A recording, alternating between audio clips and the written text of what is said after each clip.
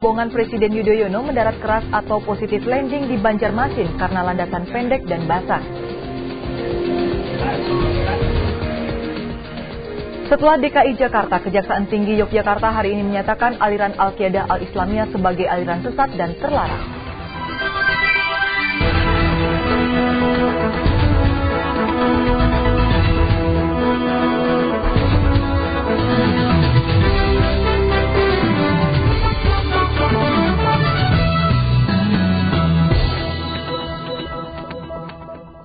Selamat malam saudara, selain dua laporan tadi, tim redaksi kami telah menyiapkan serangkaian laporan aktual tajam terpercaya lainnya untuk Anda.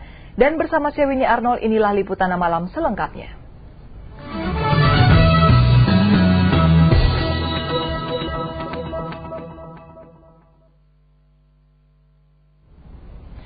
Pesawat kepresidenan yang membawa rombongan Presiden Yudhoyono ke Banjarmasin petang tadi mendarat secara keras atau dikenal dengan istilah positif landing. Pilot memutuskan pendaratan dengan cara tersebut mengingat landasan di Bandara Syamsuddin Nur yang pendek serta basah karena hujan. Meski sempat panik, semua awak maupun penumpang pesawat termasuk Presiden selamat dan melanjutkan aktivitasnya. Cuaca buruk di sekitar Bandara Syamsuddin Nur Banjarmasin mengakibatkan pesawat yang ditumpangi Presiden tak segera mendarat dan harus berputar-putar di udara selama 40 menit. Kondisi ini membuat cemas penumpang. Presiden sempat berdialog dengan ajudan untuk disampaikan ke pilot agar pendaratan di Banjarmasin tidak dipaksakan. Sebelumnya telah dirancang pendaratan alternatif kembali ke Jakarta atau ke bandara terdekat di Balikpapan. Penumpang sempat panik sesaat ketika pilot memutuskan untuk mendaratkan pesawat dengan keras atau positive landing karena pertimbangan landasan basah dan pendek. Para penumpang akhirnya lega setelah pesawat benar-benar berhenti di landasan pada pukul 16.55 waktu Indonesia bagian tengah. Saat berada di darat, Presiden sempat menjelaskan kronologis perjalanannya kepada Gubernur Kalimantan Selatan Rudy Arifin yang menyambut di bandara.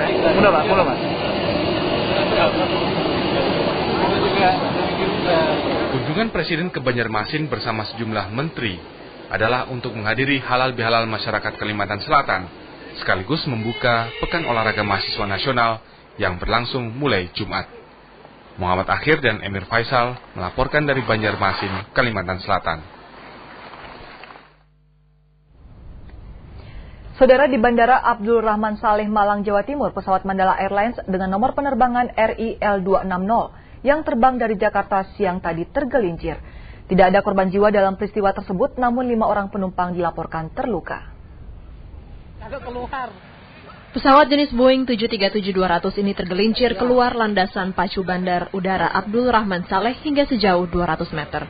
Keterangan resmi dari manajemen Mandala Airlines menyebutkan peristiwa tersebut terjadi karena as roda depan pesawat patah saat mendarat dalam kondisi hujan.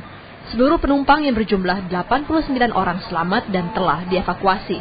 Untuk sementara Mandala tidak akan menggunakan seluruh pesawat Boeing 737-200-nya sampai ada hasil investigasi penyebab kecelakaan tersebut.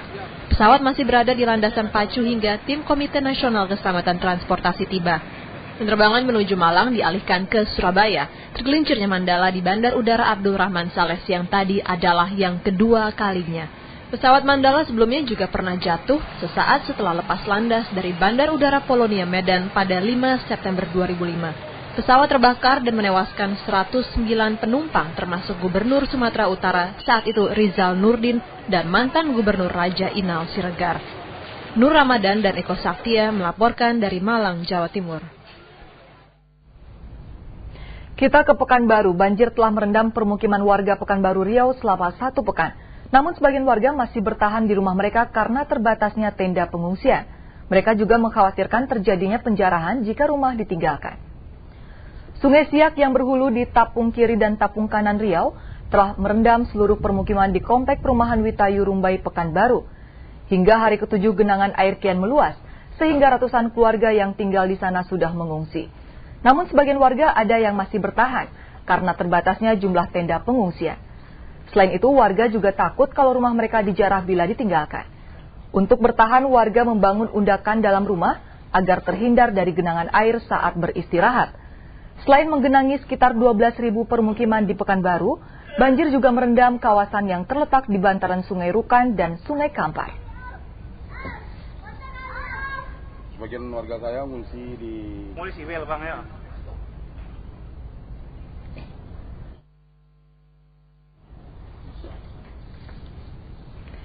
Saudara, untuk ketiga kalinya sejak Gunung Kelut ditetapkan berstatus awas, warga yang berada di lereng gunung kembali diungsikan karena aktivitas Gunung Kelut kembali meningkat. Bahkan Kepala Pusat Vulkanologi dan Mitigasi Bencana Geologi mengatakan tidak ada pilihan lain bagi warga lereng Gunung Kelut selain mengungsi, karena Gunung Kelut bisa meletus sewaktu-waktu.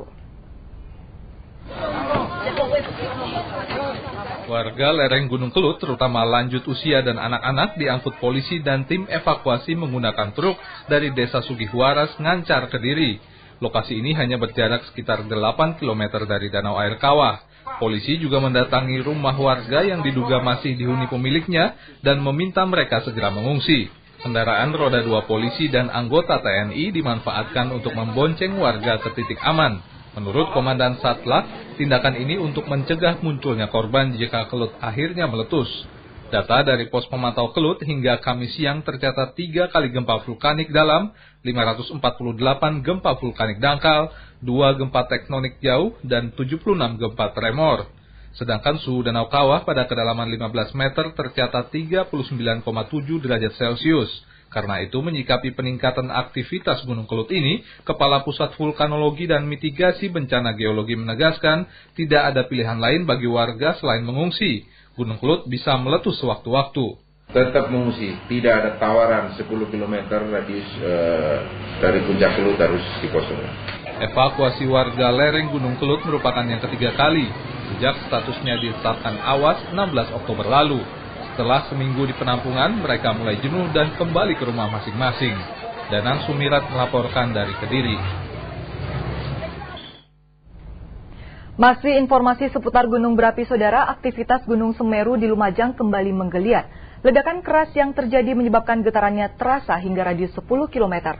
Namun petugas pos pemantau Gunung Semeru di Gunung Sawur menyebutkan ledakan itu masih wajar. Ledakan Gunung Semeru di Lumajang yang terjadi sekitar pukul 21.00 waktu Indonesia Barat Rabu malam dinilai berbeda. Beberapa warga menyatakan getarannya terasa hingga Kecamatan Candipuro dan Pronojiwo yang jaraknya sekitar 10 km. Menurut petugas pos pantau di Gunung Sawur, ledakan itu terjadi karena Gunung Semeru sudah lama tidak meletus. Sementara status gunung tersebut masih ditetapkan waspada. Sementara peningkatan aktivitas gunung berapi juga terasa di Solo, Sumatera Barat. Magma Gunung Talang 2 kali bergolak. Hingga saat ini status Gunung Talang masih waspada. Sejak terjadinya gempa tektonik di pantai barat Sumatera Barat dan Bengkulu, yaitu dari tanggal 25 Oktober hingga sekarang gunung itu mengalami 36 kali gempa vulkanik dalam dan 2 kali vulkanik dangkal. Peningkatan aktivitas Gunung Talang selalu naik ketika gempa tektonik terjadi.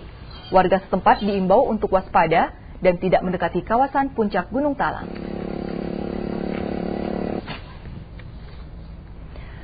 Beralih ke informasi lainnya, setelah pekan lalu Kejaksaan Tinggi Jakarta menyatakan aliran Al-Qiyadah Al-Islamiyah sebagai aliran sesat dan terlarang, keputusan yang sama juga dikeluarkan Kejaksaan Tinggi Daerah Istimewa Yogyakarta.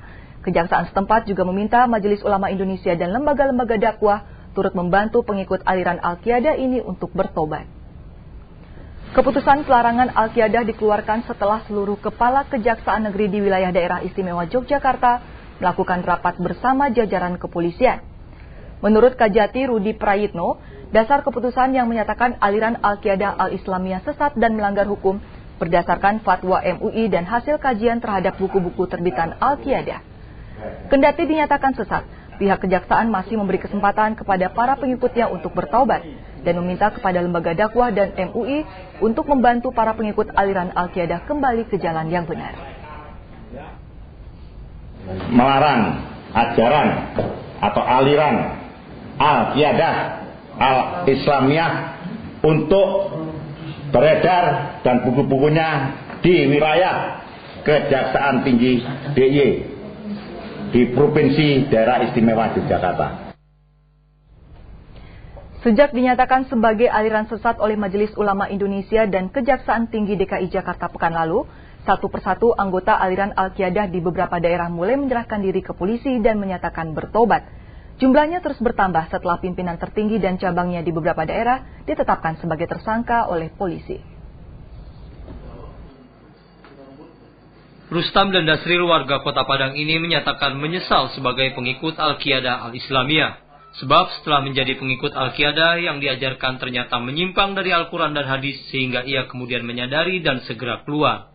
Sebelumnya kedua karyawan PT Usba ini diajak Dedi Priyadi, pimpinan Al-Qiyadah Kota Padang yang juga pemilik perusahaan tempatnya bekerja. Selain Rustam dan Dasril, sejumlah karyawan PT Usba yang juga menjadi pengikut akhirnya keluar dari Al-Qiyadah. Di Ciamis, Unen, warga Pusaka Sari, Cipaku sempat 7 bulan menjadi pengikut Al-Qiyadah karena diajak temannya dengan janji akan diberi modal. Karena usahanya sedang bangkrut, ia ikuti ajakan itu. Setelah mengikutinya, ajaran Al-Qiyadah ternyata tidak sesuai akidah Islamiyah serta Al-Quran dan hadis sehingga ia menyesal dan menyatakan bertobat. Khawatir didatangi warga yang protes dengan aliran Al-Qiyadah, Unen pun minta perlindungan kepada polisi. Nama Muhammad diganti sama Masih Hal Maud itu. Saya itu langsung nyesel gitu ya, langsung kaget. Lain lagi yang terjadi di Semarang. Pengikut Al-Qiyadah yang tinggal di sebuah rumah kontrakan di kawasan Tembalang menghilang sejak Rabu kemarin. Diduga penghuninya sekitar 15 orang meninggalkan rumah karena khawatir mendapat protes dari warga. Terkait dengan adanya pengikut Al-Qiyadah di Jawa Tengah, Gubernur meminta masyarakat tidak melakukan tindakan anarkis. Jangan lakukan tindakan anarkis. Kalau ada warga masyarakat yang tidak sepakat dengan itu, mohon itu bisa dikoordinasikan dengan aparat pemerintah. Gubernur Ali Mufis yang juga Wakil Ketua PWNU Jawa Tengah menyatakan, jika Al-Qiyadah merupakan sebuah ajaran yang menyimpang, pihaknya juga akan ikut memberantas sesuai prosedur hukum. Tim koresponden SCTV melaporkan dari berbagai daerah.